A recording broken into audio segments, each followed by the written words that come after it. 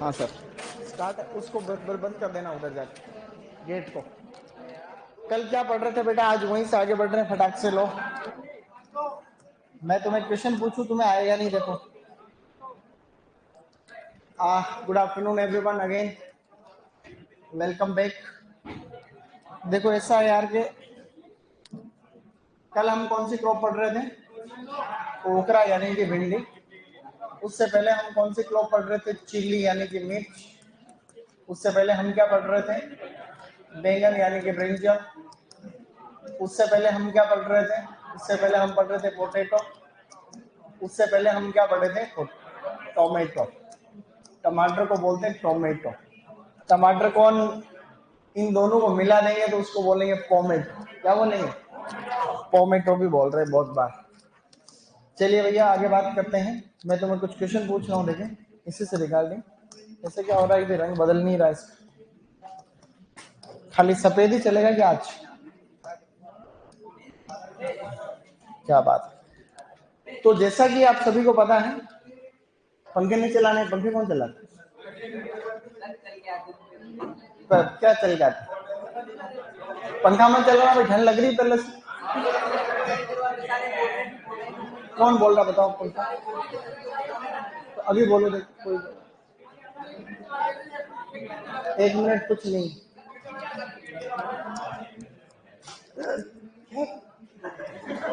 कचरा की वजह से क्या करते हो तुम लोग हैं।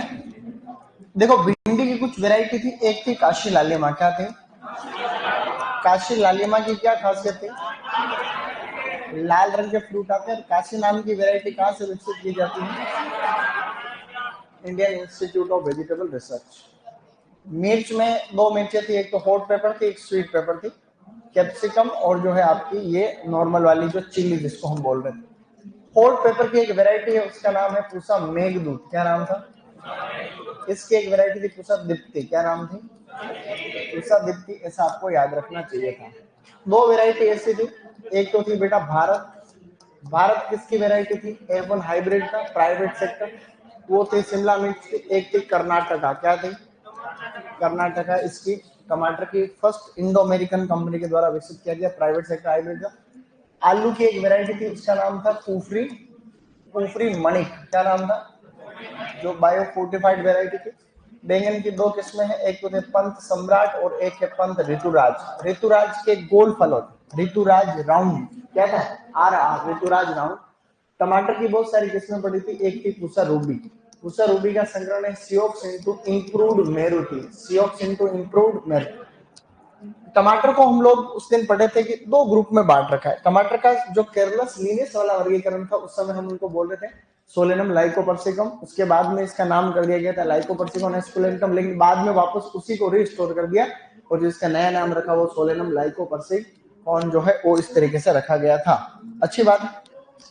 टमाटर को दो ग्रुप के अंदर डिवाइड कर रखा है। मैं आपको थोड़ा सा जनरल नॉलेज और इसमें इंप्रूव कर रहा हूँ, ठीक है, ऐसे जनरल नॉलेज। दो प्रकार के ग्रुप है, एक है इसको हम लोग बोलते हैं यू लाइकोपर्सिकॉन। क्या बोलते हैं, यू लाइकोपर्सिकॉन, यू लाइकोपर्सिकॉन। और एक है इरियोपर्सिकॉन। क्या है, इरियोपर्सिकॉन। ये दो ग्रुप हैं मोटे मोटे टमाटर में, जनरल नॉलेज बता रहा हूँ, ठीक है, ये दो ग्रुप।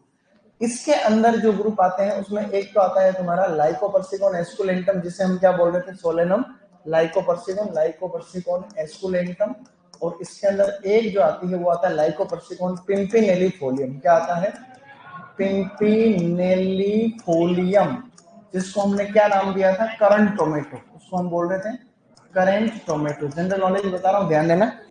ये जो इरियोपर्सिकॉन है, इसके अंदर भी काफी सारी स्पीसीज आती है। जैसे कि मैं आपको जनरल नॉलेज के लिए बताऊं, इसके अंदर एक आता लाइकोपर्सिकॉन चीज मानी। क्या था, लाइकोपर्सिकॉन चीज मानी। एक तो था लाइकोपर्सिकॉन, पेन नहीं चल रहा, चल गया, लाइकोपर्सिकॉन चीज मानी। यहाँ नहीं चल रहा, इसका मतलब ये वाला खराब हो रहा जुगाड़, ये वाला चल रहा है, सही बात।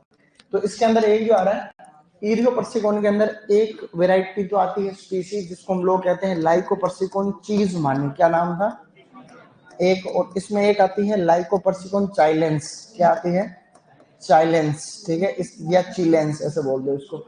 इसी तरीके से और भी कई प्रकार की स्पीसीज इसके अंदर आती है। लाइकोपर्सिकॉन पेरुवियनम, पेरुवियनम, अब इन दोनों के अंदर मोटा मोटा अंतर क्या है, जनरल नॉलेज की बात करें, ज्ञान बढ़ा रहे हैं आप, ठीक है।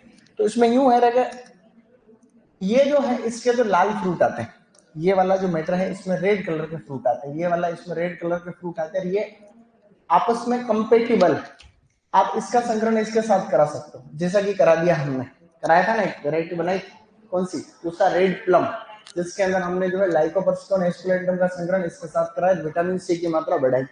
ये जनरली आपस में इनकम्पेटिबल है, मतलब ये जो है आपस में के अंदर इनके संकरण नहीं हो सकते, ऐसा कहते हैं। तो मोटे मोटे कितने ग्रुप है, 2 ग्रुप है, एक तो है आपका यू लाइकोपर्सिकॉन, एक है इरियोपर्सिकॉन, तो ये इसके अंदर आपस में कंपेटिबल है, ये आपस में जो है इनकम्पेटिबल है। ऐसा हमने ज्ञान बढ़ाने की कोशिश की। अब हम बढ़ेंगे आगे, हम कल की क्लास में क्या पढ़ रहे थे, प्याज, क्या पढ़ रहे थे, प्याज के दो चाहे कांदा के दो बात हुई, सही नहीं, एक ही बात, ऑनियन कहते हैं गाइस, एलियम सेटाइवम हमने कल पढ़ा था। आज आप लोग इधर देखें, कुछ बातें सीखें यहाँ से। प्याज की भारत में 2 प्रकार की किस्में उगाई जाती है, हम यहाँ पे बात करने वाले जनरल इंफॉर्मेशन, जनरल इंफॉर्मेशन यानी कि सामान्य जानकारी की प्याज के बारे में आज हम बात करेंगे। सामान्य जानकारी में क्या हम लोग बढ़ेंगे, सबसे पहले इसमें होता है पर परागण।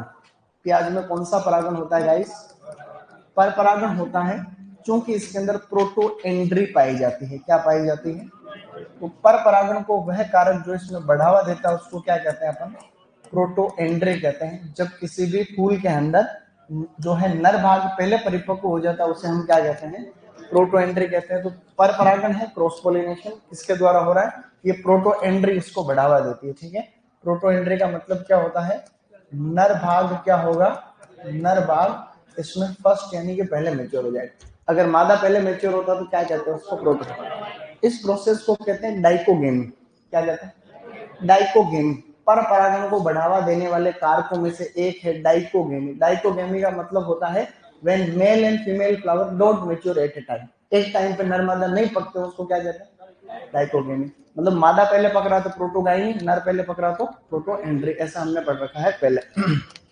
अब आप यहाँ देखें कि फोटो पीरियोडिज्म यानी दीप्तिकालिता के हिसाब से, दीप्तिकालिता के हिसाब से आपको हल्का सा ध्यान रखना है, दीप्तिकालिता की सीधा आपको पूछे कि भाई कैसा प्लांट है, तो लॉन्ग डे, कैसा है, लॉन्ग डे। लेकिन इसकी 2 प्रकार की किस्में हैं इसमें, एक वैरायटी तो ऐसी है जिनको हम लोग क्या कह सकते हैं, ऐसी वैरायटी जो मैदानी क्षेत्रों में उगाई जाती है, मैदानी क्षेत्र यानी कि जो प्लेन एरियाज के अंदर जो किस्में उगाई जा रही है, और एक है पहाड़ी क्षेत्रों के अंदर उगाई जाने वाली किस्में। पहाड़ी क्षेत्र, पहाड़ी क्षेत्र को हम लोग क्या बोल सकते हैं, हिली एरियाज। तो मैदानी क्षेत्र में जो भी वैरायटी उगाई जा रही है वो सारी सारी शॉर्ट डे टाइप है, कैसी है, हाँ, तो अपने को याद रखना है शॉर्ट डे टाइप वेराइटीज, यानी कि अगर आपको पूछे कि कैसी होती है मैदानी क्षेत्र वाली किस्में, तो शॉर्ट डे होती है। पहाड़ी क्षेत्र वाली वैरायटी कैसे होती है, तो लॉन्ग डे टाइप होती है, लॉन्ग डे। तो इस तरीके से यहाँ से बोर्ड खराब हो रहा है तो ये आगे नहीं चलता, देखो है कि नहीं, ये देखो ये लॉन्ग डे, लेकिन कोई दिक्कत नहीं है, लॉन्ग डे, तो लॉन्ग डे टाइप होती है। ये अपने को ध्यान रखना ही रखना चाहिए, क्यों रखना चाहिए, क्योंकि एग्जाम में तुम्हारे क्वेश्चन आएगा। तो अगर आपको ऐसे कुछ नहीं पूछे, सीधा पूछ ले कि इसका जो है फोटो पीरियड के हिसाब से कैसा है, तो लॉन्ग डे, बाकी तो लॉन्ग डे। बट आपको पूछे कि दक्षिण भारत की किस्में कैसी है, तो लॉन्ग डे। दक्षिण भारत कहाँ से आ रही, मैदानी क्षेत्र की कौन सी है, तो शॉर्ट डे, और पहाड़ी क्षेत्रों की कौन सी है, तो लॉन्ग। ये अपने दिमाग में बात रखिए, मेन पॉइंट ये 2 ही है जो अभी तक मैंने बताया, एक तो ये क्रॉस पोलिनेशन और एक बाकी सामान्य ज्ञान के पॉइंट है सारे के सारे। जैसे अगर आप बात करो स्रोत की, तो इसके अंदर आयोडीन भी होता है, आयोडीन, और इसके अलावा इसके अंदर पाया जाता है वेनेडियम। आयोडीन व वेनेडियम जो है इसके अंदर होता है, वेनेडियम सोर्स है, मतलब स्रोत है ये। इसके अलावा और कौन से पॉइंट है, एक आप लोग जानते हो उसी के बारे में बात करें, डायरेक्टरेट ऑफ, पढ़ रखा ना हमने, directorate of onion and garlic research, onion and garlic research, इसको हम बोलते हैं प्याज एवं लहसुन अनुसंधान निदेशालय। कहां पर है, राजगुरुनगर, राजगुरुनगर जो है आपका महाराष्ट्र के अंदर है, ध्यान रखना है। यहां से कोई भी किस्म निकलेगी, किस नाम से निकलेगी? भीमा। भीमा नाम की किस्म यहां से निकलती। ये जो इंस्टीट्यूट पहले पुणे महाराष्ट्र के अंदर था, इसको अब राजगुरु नगर के अंदर शिफ्ट कर दिया है। तो ये याद रहेगा नहीं रहेगा? यहां से किस्म निकलेगी, वो किस नाम से निकलेगी? तो भीमा नाम की कोई भी किस्म सुनोगे तो वो या तो प्याज की होगी या लहसुन की होगी। ऐसा भी आप लोग हल्का फुल्का सा ध्यान रख लेना। लू से बचाव के लिए काम की चीज है। लू से बचाव करता है प्याज। इस तरीके के कंटेंट जो है इसके अंदर पाए जाते हैं। तो ये कुछ कुछ बिंदु हमने यहाँ पर देख लिए। और भी हम बात करें इसके अंदर क्या क्या है। एक बंदे का नाम है डॉक्टर H.A. जोन्स। क्या है? H.A. जॉन है, जिनको मिस्टर ऑनियन कहते हैं। क्या कहते हैं? Mister onion. क्यों? क्योंकि वो ब्रिडन है, तो अनुसंधान का काम किया है, तो उनको इतना काम किया कि वो खुद ही जो है मिस्टर अनियन कहलाने लग गए, है या नहीं? ऐसा। तो ये मेन पॉइंट तो यही है। बाकी वाली जो पॉइंट है, जैसे यह एक द्विवर्षीय सब्जी है। कैसी है? द्विवर्षीय। मुख्य रूप से द्विवर्षीय है सब्जी। हमने ऑलरेडी जो है डिस्कस कर रखा है इसके ऊपर।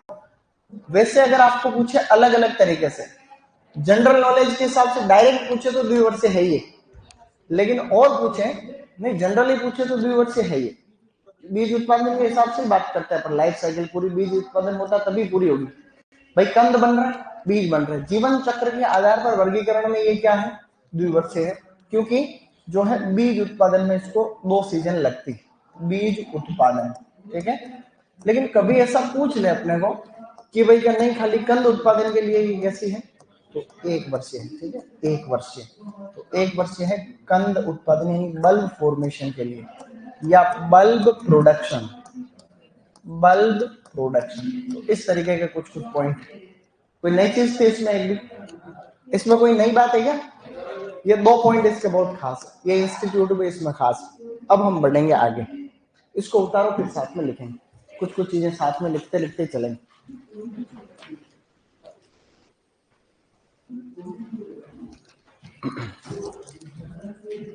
पिछली बार एक प्रश्न आया था कि बैंगन के अंदर पर परागण को, बैंगन वैसे तो स्वपरागित फसल है, लेकिन उसमें थोड़ा बहुत पर परागण भी हो जाता है, इसलिए वो बहुधा पर परागित हो जाता है। तो उसमें पर परागण को बढ़ावा कौन देता है? हेटेरोस्टाइली। हेटेरोस्टाइली पाई जाती है उसमें।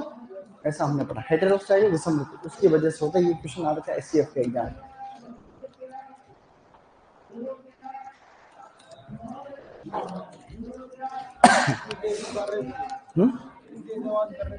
अब वो आवाज का तो अपन क्या करें, एक बार बोल सकते हैं? नहीं, अपने तो नहीं, सबका अलग अलग देख। मेरे से नहीं चिल्लाया जाता। हाँ हो भाई है अपना सुमित।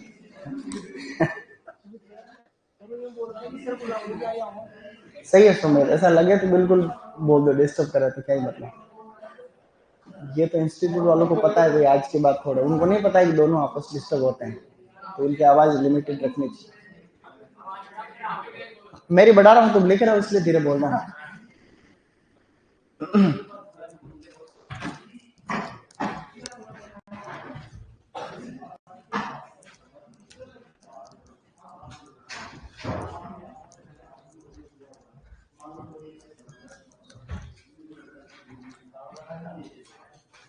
अरे नहीं, वो ताला लगाने से कुछ नहीं होगा, आवाज तो आएगी वो तो। ये लकड़ी, ये बीच में जो है ये जुगाड़ी तो है, ये परमानेंट नहीं, ये टेम्परेरी जुगाड़ी है।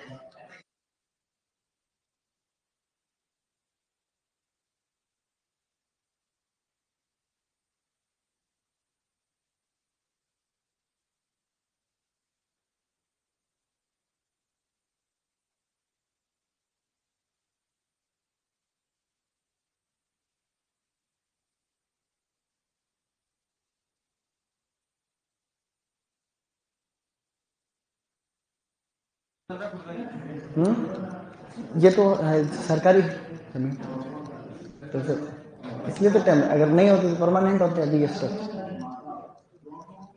डन, शाबाश।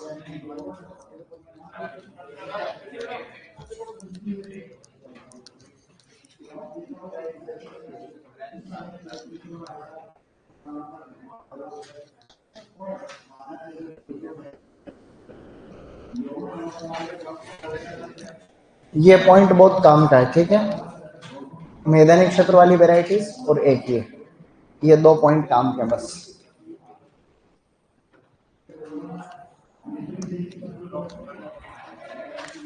अब आपको इसके साथ में जो हमने स्टार्टिंग की क्लास में कुछ तत्व पढ़े थे जो प्याज में पाए जाते हैं, वो तत्व लिखने। किसी के छूटा थोड़ी पीछे वाला में।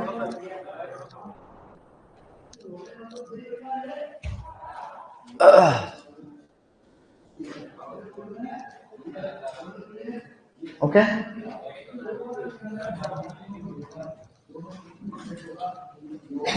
मोनोकोट है ये हमें पता है पहले से। प्याज मोनोकोट ही तो है। प्याज एक बीज पत्री है, मोनोकोट। ये बात हमने पहले क्लास में ही जान ली थी। तो ये मोनोकोट भी ध्यान रखना, ये प्याज एक बीज पत्री है। प्याज और लहसुन दोनों, प्याज लहसुन अरबी रतालू और जमैकन, ये मोनोकोट वाली कैटेगरी में। अब कुछ इसमें तत्व है वो भी आप लोग लिखेंगे क्योंकि पहले से पढ़ रखे हैं। तत्व में आप साथ में लिख लेना फटाक से। ऐसा है क्या? अब इसके अंदर आपको लिखना है, देखो एक तो यहाँ पर है लाल रंग। वो जो लाल रंग होता है वो होता है एंथोसाइनिन के कारण, एंथोसाइनिन। अब ये तो है जो है आपका एंथोसाइनिन। दूसरा अपने को याद रखना है पीला रंग। तो इसका पीला या गुलाबी रंग जो होता है गाइस, पीला और गुलाबी रंग, वो होता है क्यूरसिटिन के कारण। क्यूरसिटिन, क्यूरसिटिन ऐसे ध्यान रखना है, क्यूरसिटिन के कारण, क्यूरसिटिन। ठीक है, तो पीला और गुलाबी रंग जो होता है वो क्यूरसिटिन के कारण होता है। इसके अलावा गाइस जो कवक प्रतिरोधी तत्व इसमें पाया जाता है, कवक प्रतिरोधी, उसे हम लोग कहते हैं केटेचोल। केटेचोल ये उस क्लास में हमने यहाँ पर डिस्कस कर लिया था, ठीक है, केटेचोल। लास्ट और ध्यान रखना तीखापन। तीखापन भी हमें याद है क्या था, एलाइल प्रोपाइल डाइसल्फाइड, बस इसको लिख लो, allyl propyl disulphide, allyl propyl disulphide, ऐसे जो है आपको लिखना है, एलाइल प्रोपाइल डाइसल्फाइड।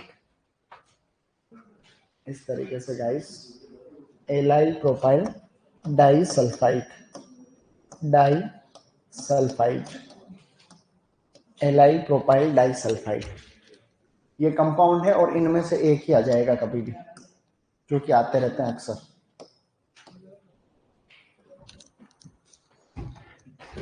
तो रेड कलर एंथोसाइनिन हो गया, पीला गुलाबी रंग क्यूरसिटिन है, फंगल एंटी फंगल प्रॉपर्टी वो है, उसे हम कहते हैं केटेचोल, और तीखापन है एलाइल प्रोपाइल डाइसल्फाइड। अब मैं तुम्हें प्याज में गोभी में बताया था हमने, कच्ची गोभी में क्या होती है, पक्की हुई गोभी में क्या होता है, तब तो वो भी हमें याद रखने थे।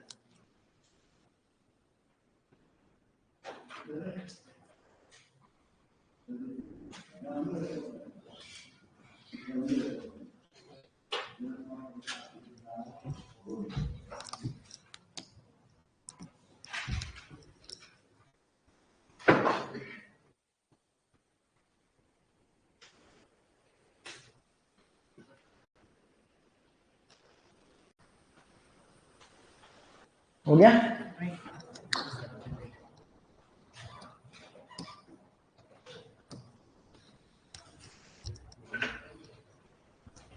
एक्चुअली दिक्कत ये हो रही है कि भाई क्या हमने क्या कि अपने यहाँ पर जो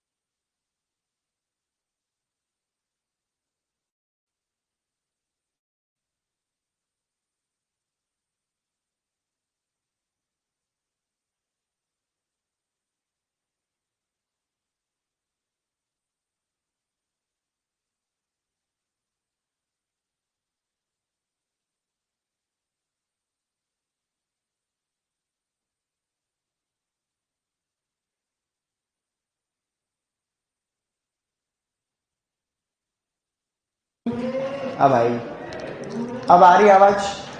आवाज तो तुम्हें मेरी क्या, तुम्हारा पड़ोस वाली क्लास की आ जाएगी अभी। हो गया? ऑनलाइन में जाती होगी, स्पष्ट आती है? तुम लोगों ने ले रखी क्लास, तो कैसे आती है वो तो? हाँ ऐसे लगता है, तो ठीक बात नहीं है ये तो ठीक नहीं। हो गया ये वाला। अब हम आगे बढ़ेंगे थोड़ा सा। अब तुम लिखो नेक्स्ट इसकी जलवायु के बारे में। तो जलवायु के बारे में दो तीन बिंदु जो है जलवायु के बारे में, मैं सर को करूं क्या मैसेज करूं? हैं? हैं? हाँ, अरे ये आज की बात नहीं है, इसको कई साल हो गए। मैंने पहले 10-20 बार मैंने कह दिया तो अपनी गलती आती है यूं। मैंने पहले खूब बार बोल दिया इसके लिए कि जब यहाँ पढ़ाते हैं तो डिस्टर्बेंस होता है, इसलिए इसकी आवाज लिमिट होनी चाहिए कि क्लास वाले ही सुने खाली। तो इधर पढ़ाते तो उधर डिस्टर्ब होता, उधर पढ़ाते तो उधर डिस्टर्ब होता। अब हमारे जैसे शांति प्रिय लोग डिस्टर्ब होते नहीं, अपन ही जैसे चिल्लाने लग जाए। जैसे तुम्हें इसका नाम बोलना हो जोर से इसका, तो कैसे बोलो? बोल। अब ऐसे होता तो दिक्कत आती नहीं आती, तो फिर अब ऐसा है नेक्स्ट। तो अब जलवायु नहीं, वो भी देखो तोड़ नहीं है, वो एक टेम्परेरी जुगाड़ है, लेकिन हम भी उनको परेशान करें, वो अपने परेशान है, वो ये चल रहा है, बात एक ही है। जब तो देखो जलवायु में हमने जो ट्रिक पढ़ी थी उसके हिसाब से प्याज को कैसी जलवायु चाहिए? ठंडी जलवायु चाहिए। तो ऐसा आपको याद रखना है, ठंडी और गर्म दो ही प्रकार की जलवायु की हम बात कर रहे थे, क्योंकि सब्जियां दो ही है, वार्म सीजन और कूल सीजन वेजिटेबल्स। ठीक है, तो इसके अंदर आप ध्यान रखेंगे 2 पॉइंट। एक तो इसमें जो है आपका वानस्पतिक वृद्धि। तो वानस्पतिक जो प्लांट की ग्रोथ होती है, उस वानस्पतिक वृद्धि के लिए टेम्परेचर की जो रिक्वायरमेंट है वो कितनी है? 13 से 21 डिग्री सेंटीग्रेड। और इसके अलावा जो बल्ब फॉर्मेशन होता है, बल्ब फॉर्मेशन जो कि प्रश्न तुम्हारे आएगा एग्जाम में, उसके लिए टेम्परेचर कितना चाहिए? 15.5 से 25.1 25.1 डिग्री सेंटीग्रेड, ऐसा हमने पढ़ा हुआ पहले। तो ये याद रखना आपने, ये इंपॉर्टेंट है। 15 से 25 सीधा आ सकता है, या फिर 15.5 से 25.1 बल्ब फॉर्मेशन के लिए टेम्परेचर। जबकि आलू के अंदर कितना तापमान था? 17 से 19 डिग्री सेंटीग्रेड टेम्परेचर जो है इसके अंदर था। अब आगे बढ़े, सोइल का पीएच। सोइल पीएच यानी कि अच्छी वो मृदा मानी जाती है जिसका पीएच 5.5 से 6.5 हो। ये पीएच की जो हल्का सा एसिडिक सोइल है, ये इसके लिए अच्छा रहता है। ठीक है, तो प्याज के लिए 5.5 से 6.5। ठीक है, 5.5 से 6.5 ये पीएच की रेंज है, हल्की सी अपने को ध्यान रखनी है। तो जलवायु वाला बिंदु भी हो जाएगा। उसके बाद में आप लिखोगे प्रोडक्शन, यानी कि उत्पादन का क्या सिनेरियो? प्रोडक्शन। तो उत्पादन में हमें देखो कौन कौन सी बातें ध्यान रखने की आवश्यकता पड़ेगी। ये दुनिया में सबसे ज्यादा किधर होगा प्याज? चाइना के अंदर। चाइना के अंदर साथ में लिख रहे हो, कोई दिक्कत थोड़ी ना। काफी सारे पॉइंट है, अगर नहीं लिखेंगे तो हो ही नहीं पाएगा सिलेबस, अनछंड चीजें हैं। तो ये प्रोडक्शन जो है ये लिखो, उसके बाद में लिखना। प्रोडक्शन में पूरी दुनिया में सबसे ज्यादा चीन का पहला नंबर है इसमें। वर्ल्ड के अंदर, विश्व में जो सर्वाधिक होता है प्रोडक्शन वो है चाइना के अंदर, चाइना। और सेकंड नंबर में इसमें है इंडिया, यानी कि भारत। तो इंडिया प्रोडक्शन के मामले में सेकंड नंबर पर है। ठीक है, तो भारत की रैंक जो है वो सेकंड, ये भी याद रहना चाहिए। लेकिन हम भारत से जितनी भी सब्जियां निर्यात करते हैं, ऐसा हमने पढ़ा कि सबसे ज्यादा प्याज ही जाता है। ठीक है, भारत से बाहर जो हम बेच रहे हैं सब्जियां, फ्रेश वेजिटेबल, उसमें यही हो रहा है। तो सर्वाधिक निर्यात, सर्वाधिक निर्यात। तो सर्वाधिक निर्यात वाले केस में एक तो प्याज है, और इसके बाद में सेकंड नंबर पे क्या था? भिंडी हमने पढ़ रखा, भिंडी। इंडिया में सबसे ज्यादा उत्पादन में कौन सा राज्य आगे है? महाराष्ट्र। महाराष्ट्र की रैंक फर्स्ट है। तो महाराष्ट्र का प्याज के उत्पादन में पहले नंबर पे, अनार में, अंगूर में, इन मामलों में भी आगे नंबर में।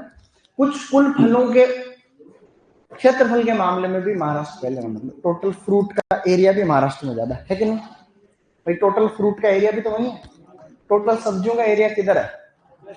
वेस्ट बंगाल में। और उत्पादन कहां पर है? यूपी के अंदर है, ठीक है। ये पॉइंट लिखो, प्रोडक्शन विश्व में सबसे ज्यादा है चाइना, इसके बाद में ये, और भारत में सबसे ज्यादा ये। प्याज की वो किस्में जो निर्यात के लिए अच्छी है, कौन कौन सी ऐसी किस्में जो निर्यात के लिए अच्छी है, यहां पर लिख रहा हूं दोनों। एक तो अर्का बिंदु, अर्का बिंदु, और एक यहां पर है, एक है एग्री फाउंड, एग्री फाउंड रोज, एग्री फाउंड रोज। ये दोनों वैरायटी जो है एक्सपोर्ट के लिए अच्छी है, ये ऐसा हल्का हल्का ध्यान रखना आपने। निर्यात के लिए अच्छी किस्में यहाँ पर दोनों है, अर्का बिंदु, जबकि पूसा बिंदु किसकी वैरायटी थी, बैंगन की थी। पूसा बिंदु, अर्का बिंदु, इसके ये दोनों कंफ्यूजिंग है, एग्जाम में आ जाती है कई बार, ठीक है, अर्का बिंदु और पूसा बिंदु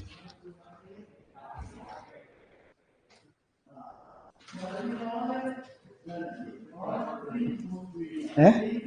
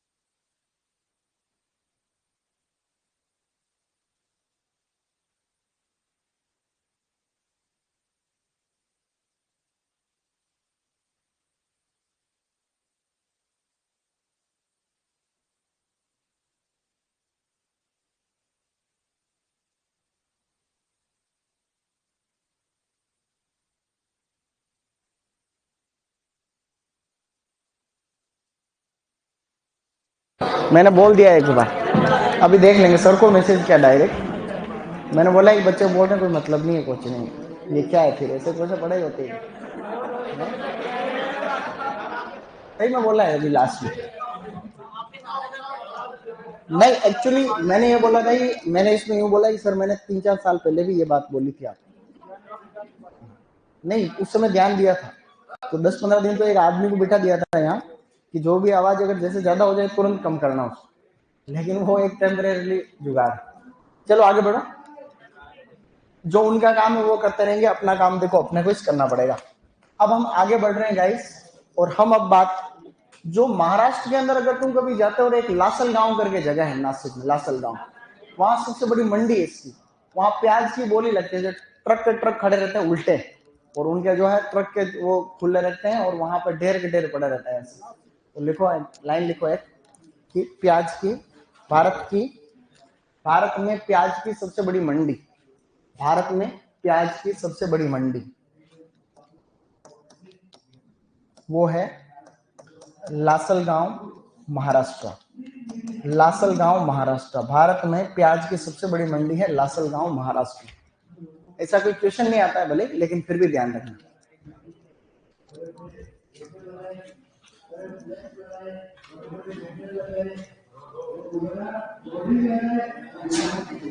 सही कह रहा, देखो अच्छे अच्छे बच्चे भी हैं ऑनलाइन में, देखो वो कह रहा सर आपके नोट्स का लेवल थोड़ा अलग ही है, एएफओ एमपी में हॉर्टिकल्चर के सब पेपर जो है एग्जाम में सोल्व हो जाते हैं, इससे एक भी बार नहीं जाता। क्या बात है,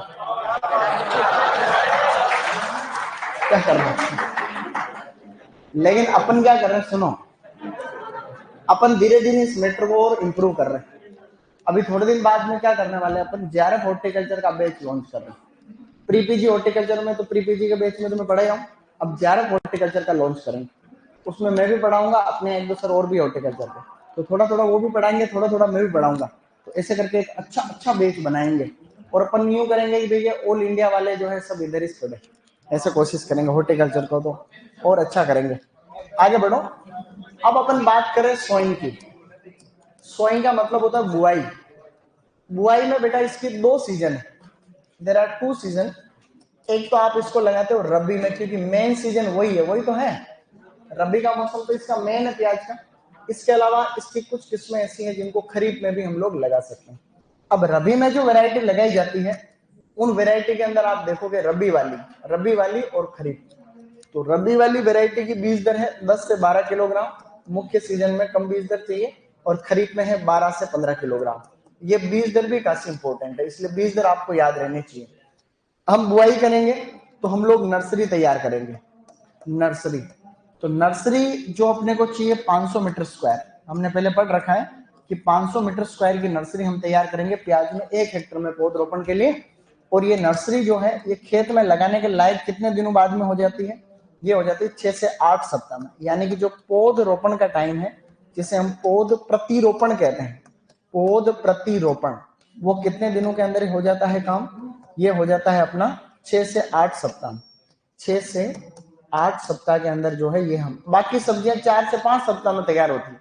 बाकी सब्जियों को 250 मीटर स्क्वायर एरिया चाहिए और प्याज को ज्यादा चाहिए अपवाद एक तरीके से। ऐसा हमने नर्सरी वाले चैप्टर के अंदर ये चीज पढ़ी। नर्सरी की एक क्यारी से दूसरी क्यारी में लगाते हैं, उसको क्या कहते हैं अपन? उसको प्रीकिंग कहते हैं। पढ़ा था प्रीकिंग, ये प्रश्न आया हुआ है, तो ऐसा प्रश्न भी आ सकता है प्रीकिंग, एक क्यारी से दूसरी क्यारी में प्रीकिंग, और नर्सरी से खेत में लगाने को पौध प्रतिरोपण कहते हैं। तो ये नर्सरी का एरिया है और ये आपका जो है ये ध्यान रखना। तो नर्सरी लगभग 2 महीने पहले तैयार कर लेते हैं, 1.5 से 2 महीने पहले, यूं। अब आगे चलना है धीरे से। अब इसमें अपने को लिखना है इसके रोग कौन कौन से, इसकी बीमारियां लिखेंगे, फिर हम और मिससेलेनियस बातें और डिस्कस करेंगे। पहले अपन पढ़ेंगे रोग। तो प्याज के अंदर देखो कौन कौन से रोग हैं। रोगों से प्रश्न आया हुआ AA में, और अभी भी आएगा आगे भी है। क्या हुआ? चलो आगे, अब लिखो रोग। ये लिख लिया सबने? अब लिखिए रोग। रोग, रोगों के अंदर सबसे पहली और मुख्य बीमारी आपको लिखनी है पर्पल ब्लॉच। फर्स्ट बीमारी इसकी जो है उसे हम लोग कहते हैं पर्पल ब्लॉच।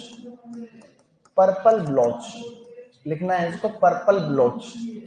पर्पल ब्लॉच जो है, पर्पल ब्लॉच ये कवक से होती है प्रॉब्लम। वो तीनों कवक तुम्हें पहले बताए थे मैंने एक दिन, अल्टरनेरिया पोराई, अल्टरनेरिया पोराई।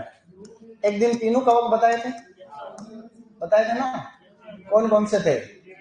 अल्टरनेरिया बुनसाई था एक, तो चीरे का बैक्टीरियल जो ब्लाइट हो रहा था, लीफ ब्लाइट जिसको कह रहे थे। तो ये बैक्टीरियल ब्लाइट नहीं था, वो था लीफ ब्लाइट, ठीक है, फंगस से हो रहा था अल्टरनेरिया पोराई।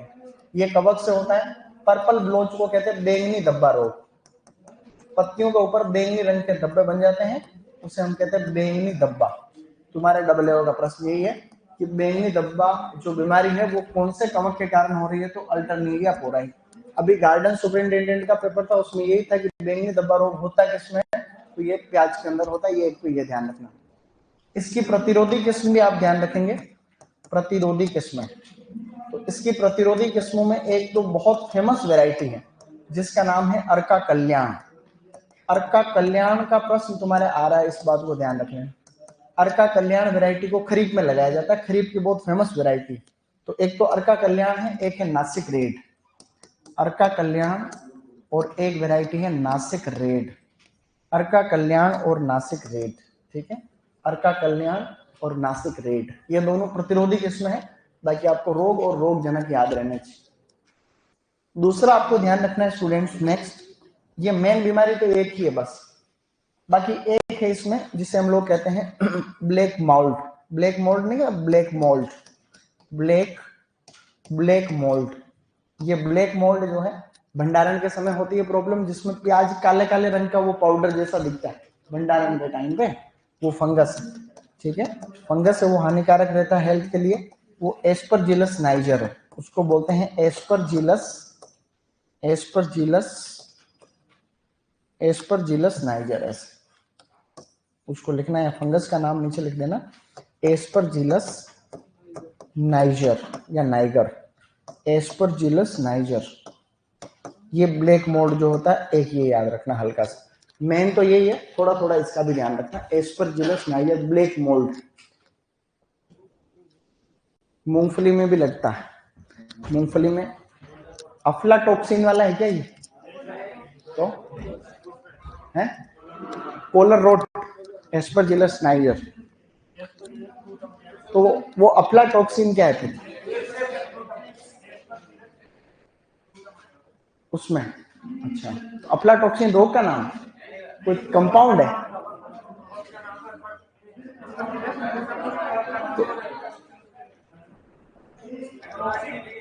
अच्छा, चलो आगे, ये हो गया यहाँ तक। ये मेन रोग याद रह जाएगा। कवक का नाम क्या है? अल्टरनेरिया ओराई। एक था अल्टरनेरिया सोलेनाई, अर्ली ब्लाइट, जो कि सोलेनेसी कुल में होता है। और एक था अपना अल्टरनेरिया ब्रूनसाई, जो कि किसमें हो रहा था? जीरे के अंदर।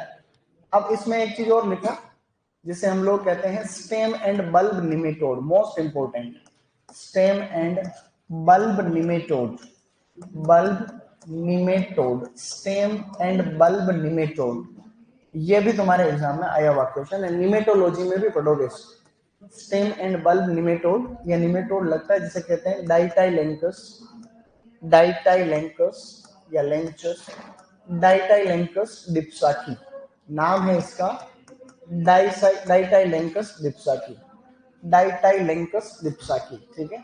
Stem and bulb nematode important है, मोस्ट इंपॉर्टेंट है, इसको ध्यान रखें। Stem and bulb nematode Ditylenchus dipsaci. इसमें कीट एक ही लगता है, थ्रिप्स, थोड़ा उसका थ्रिप्स का थोड़ा लेवल रहता है। इसमें जो मेजर पेस्ट है वो थ्रिप्स, जो कीट जिसको कह सकते हो इंसेक्ट, वो है थ्रिप्स। तो थ्रिप्स को देख सकते हैं हम लोग हल्का सा, तो इसमें कीट एक ही लिख देना, थ्रिप्स। और एक थ्रिप्स प्रतिरोधी किस्म भी आपको याद रखनी। थ्रिप्स की जो है वो है प्रतिरोधी किस्म, प्रतिरोधी किस्म, उसका जो नाम है वो है पूसा रत्नार। थ्रिप्स प्रतिरोधी किस्म लिखी है मैंने, पूसा रत्नार, ठीक है। पूसा रत्नार, थ्रिप्स प्रतिरोधी वैरायटी का नाम है पूसा रत्नार। तो हमने 4-5 वैरायटी तो ऐसे देख ली, वैरायटी पढ़ने से पहले ही होगी, देखो वैरायटी भी अपने पास में बहुत सारी होगी, ये याद रखना, stem and bulb nematode.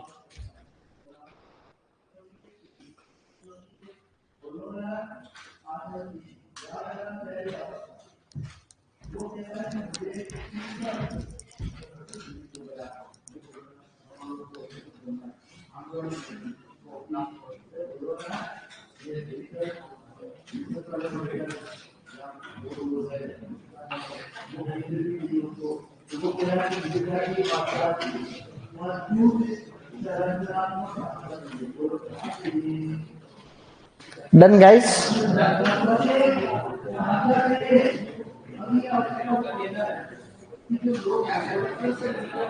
Okay, अब हम क्या लिखेंगे इसमें? अभी तक हमने 5 वैरायटी तो ऐसे याद कर ली, देखो कौन कौन सी। एक तो पूसा रत्नार हो गई, और एक हमने पढ़ी अर्का बिंदु और एग्री फाउंड रोज, जो कि निर्यात वाली किस्में थी, बहुत बढ़िया। और एक दो वैरायटी ये थी अर्का कल्याण और नासिक रेड, जो कि पर्पल ब्लोच रेजिस्टेंट। ये भी काम नहीं कर रहा, इधर सब है मतलब क्या। चलो आगे बढ़ो, अब लिखो वेराइटीज। अरे इसको बहुत साल हो गए, ये सबसे अच्छा बोर्ड था, बहुत अच्छा बोर्ड है, बहुत यादें जुड़ी हुई इसके साथ है? कई टाइम से है ये बोर्ड, तो इसको कई साल हो गए, अच्छा बोर्ड है। चलो आगे बढ़ो, अब लिखो आप लोग कुछ कुछ नोट करके एक दो बिंदु। जैसे जो तीखापन होता है, तीखापन, वो तीखापन लाल प्याज में ज्यादा होता है, लाल प्याज, लाल प्याज, फिर होते हैं सफेद प्याज। लाल और सफेद प्याज में ये जो है इसका तीखापन वाला का थोड़ा लेवल है। सफेद प्याज प्रसंस्करण हेतु उपयोग, प्रसंस्करण, प्रसंस्करण में खासकर हम लोग जो है डिहाइड्रेशन करते हैं, इसका डिहाइड्रेशन, सुखाने के लिए, डिहाइड्रेशन, प्याज को सुखाया जाता है और फिर सुखाने के बाद में पैकेट में पैक, और फिर उनसे अलग अलग प्रकार के सुखाने का अनुपात वही है 10:1, जैसा कि मिर्च में था वही अनुपात। डिहाइड्रेशन रेशियो है 10:1, 10:1। बस ये यहीं तक आपको ये ध्यान रखना है। अब हम किस्में पढ़ लेंगे थोड़ी सी, आज बहुत सारी किस्में भी है, तो प्याज आज खत्म हो जाता है तो मजा आ जाएगा फिर। तो लिखेंगे, अब हम टॉपिक डालने जा रहे हैं improved varieties, improved varieties, improved, improved varieties. Improved varieties. ठीक है, तो इसमें लिखना है आपको उन्नत किस्म, टॉपिक डाल दो उन्नत किस्म आराम से। उन्नत किस्मों में सबसे फर्स्ट जो अपने को डालना है वो है खरीफ वाली, कि कौन सी ऐसी किस्म है जो खरीफ हेतु उपयुक्त है, खरीफ के मौसम के लिए, खरीफ हेतु। और यहां पर आपको लिखना है AAO 2025। खरीफ वाली कौन सी किस्म है, AAO 2025 में प्रश्न आएगा। ठीक है, तो खरीफ हेतु जो किस्म है उसके अंदर सबसे पहले है अर्का कल्याण। क्या नाम है, अर्का कल्याण, ये क्वेश्चन है। इसके अलावा एक है N53 यानी नासिक 53, ये दो वैरायटी। और एक है Agrifound dark red, variety का नाम है Agrifound dark red, Agrifound guys, Agrifound dark red. ठीक है, इस तरीके से अर्का कल्याण, N53 और एग्री फाउंड डार्क रेड, ये तीनों किस्में खरीफ वाली है, और ये याद रखना आपने। ठीक है, ऐसा अपने को पता रहना ही रहना चाहिए इस तरीके से। तो खरीफ वाली होगी अर्का कल्याण, N53 और एग्री फाउंड डार्क रेड, ये तीन किस्में बहुत खास।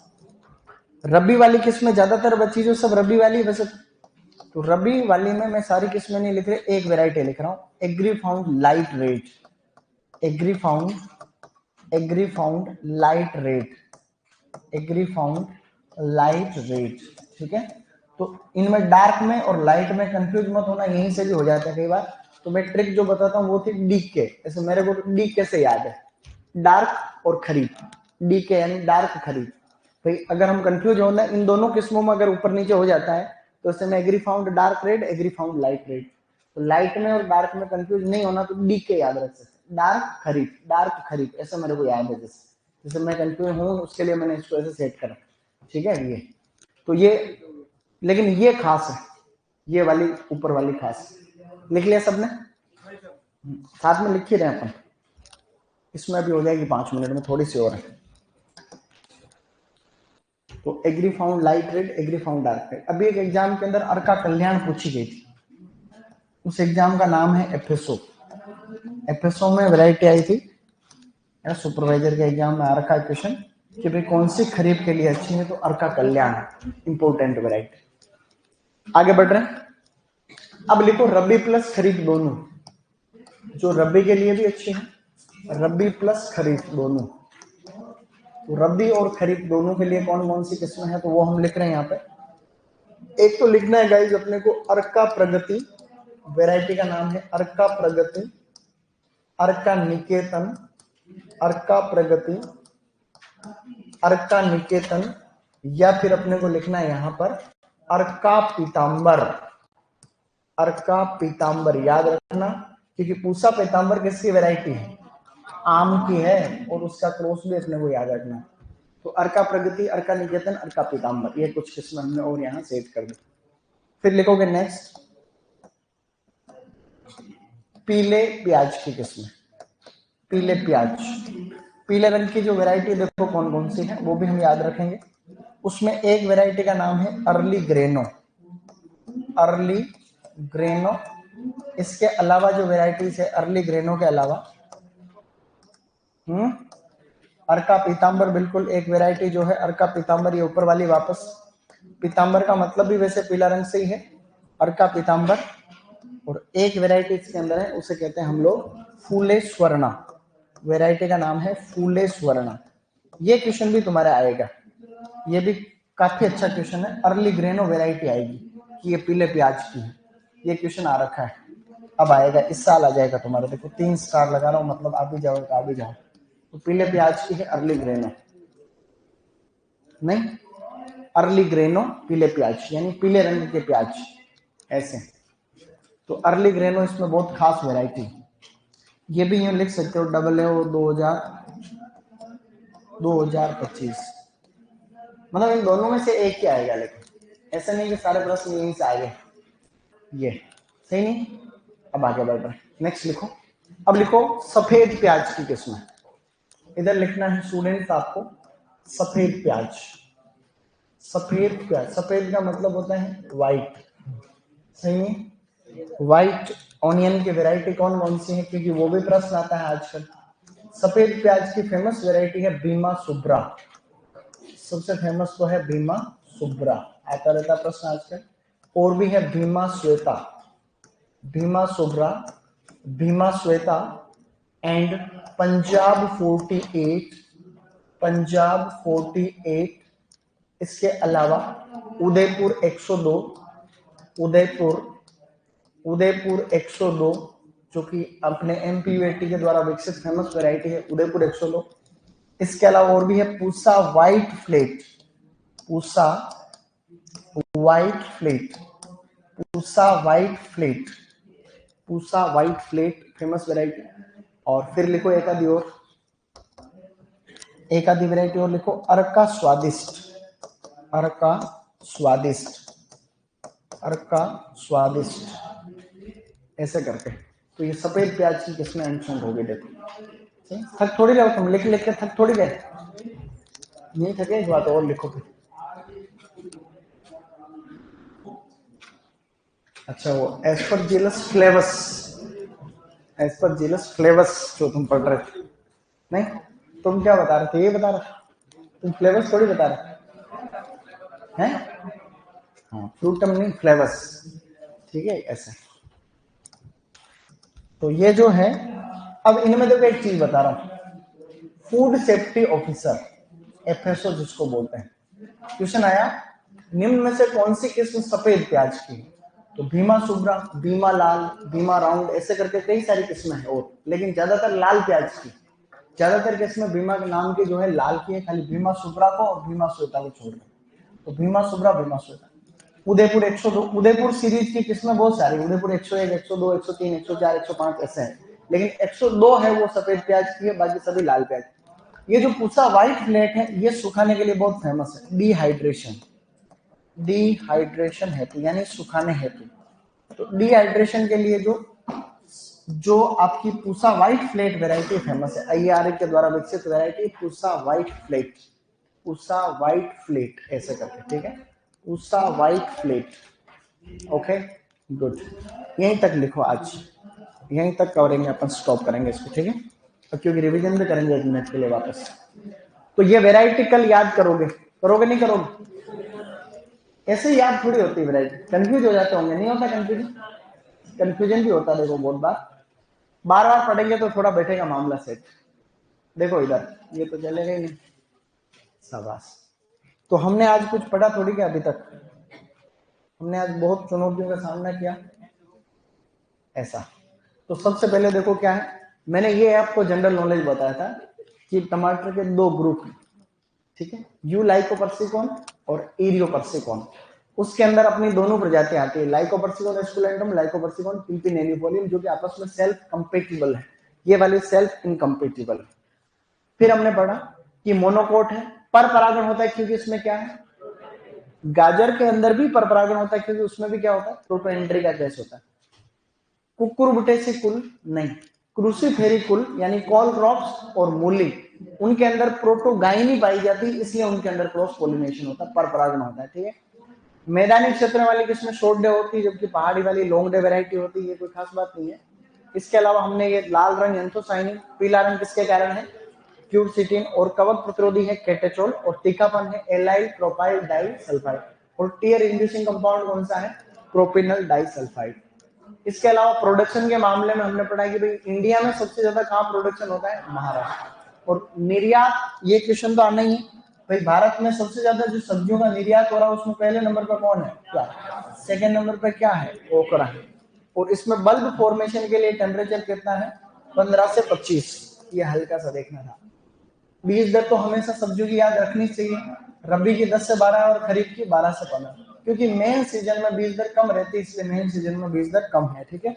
नर्सरी का एरिया भी पूछते हैं प्याज, क्योंकि बाकी सबका 250 है, इसका 500 है, ध्यान रखना। पोष प्रतिरोपण में 6 से 8 सप्ताह ऐसे। इसका मेन रोग कौन सा है, तो पर्पल ब्लोच, पर्पल ब्लोच वाले कवक का क्या नाम, अल्टरनेरिया ओराइट, ठीक है, अच्छी बात है। और इसमें ब्लैक मोल्ड होता है एस्परजिलस में। इसमें जो निमेटोड लगता है उसका क्या नाम है, stem and bulb nematode, Ditylenchus डिप्साकी, बोलना एक बार, डाइटाइलेंकस डिप्साकी, अल्टरनेरिया पोराई। ऐसे आपको बातें ध्यान। थ्रिप्स प्रतिरोधी किस्म कौन सी है पूछा रहता ना, ठीक है। आगे हमने वैरायटी पढ़ी थी, देखो। अब आपको सुखाने के लिए पूछे कभी भी, तो सुखाने के लिए कोई भी सफेद प्याज की किस्म चलेगी। मुख्य रूप से तो कौन सी है पूछा, व्हाइट फ्लेक। सुखाने के लिए पूछा व्हाइट फ्लेक। इन जनरल पूछे तो कौन सी है, सफेद प्याज की कोई भी हो सकती है। खरीफ वाली किस्में कौन कौन सी है, अर्का कल्याण, नासिक 53, एग्रीफाउंड डार्क रेड। और रबी वाली कौन सी हो गई, एग्रीफाउंड व्हाइट रेड, इस तरीके से। और ये रबी खरीफ मिक्स में है, अर्का प्रगति, अर्का निकेतन और अर्का पिताम्बर। पीले प्याज की फेमस है, देखो, अर्ली ग्रेनो, अर्ली पीताम्बर और पुलिस। और सफेद प्याज की वो है। तो इस तरीके से आप लोगों को जो है थोड़ी थोड़ी चीजें ध्यान रखनी। ध्यान रखोगे कि नहीं रखोगे? अब किसकी क्लास है तुम्हारी? Agriculture engineering. क्या बात है भाई, कोई भारी सब्जेक्ट है तुम्हारा। तारीख कितनी होगी आज? 10 12 बराबर 24। चलो भाई, बाकी तुम ठीक कर रहे हो। अगला टेस्ट भी होगा, उसमें क्या आएगा जो मैंने बता ही दिया था तुम्हें कल।